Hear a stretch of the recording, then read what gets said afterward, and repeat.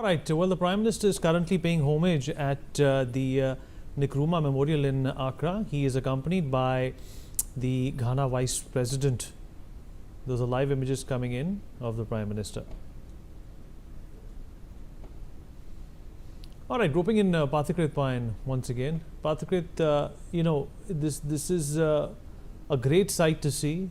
The Prime Minister obviously has become one of those very few leaders who has not only frequented the cause of the Global South, but has actively shown participation in global forums, to uplift them, something that India would have hoped somebody did for them in the 80s and the 90s.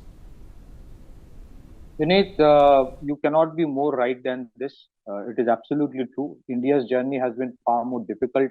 Not many countries were there to actually give a helping hand.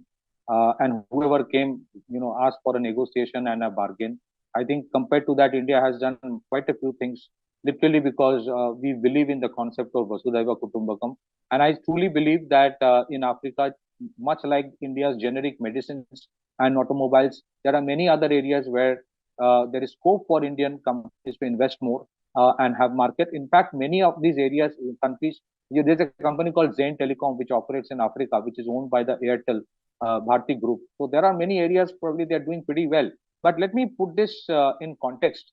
One specific issue which Indian companies do face in Africa, and I strongly believe that India-Africa relations should improve.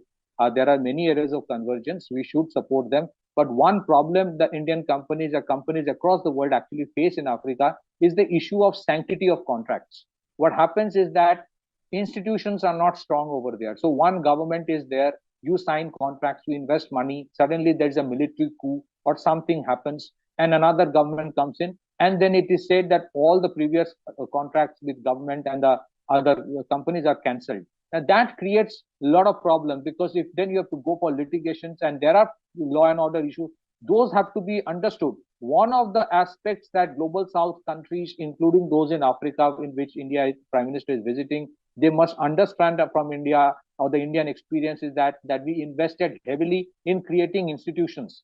Those institutions are so strong that irrespective of whichever political dispensation comes to power, the institutions remain rock solid.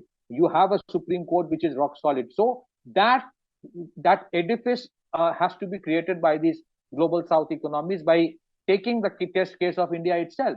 Otherwise, it is so very difficult for a company to invest $1 billion and then to see a military coup and all your investment going down the drain. Suddenly, everything gets nationalized. That should not happen.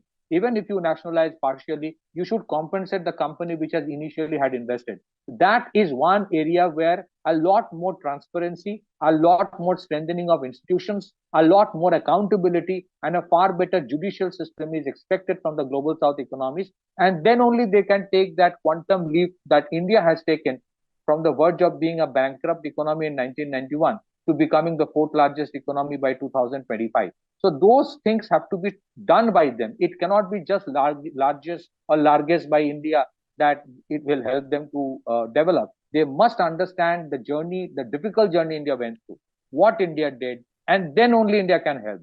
Back to you. For more such videos, subscribe to the Newsx YouTube channel, hit the bell icon.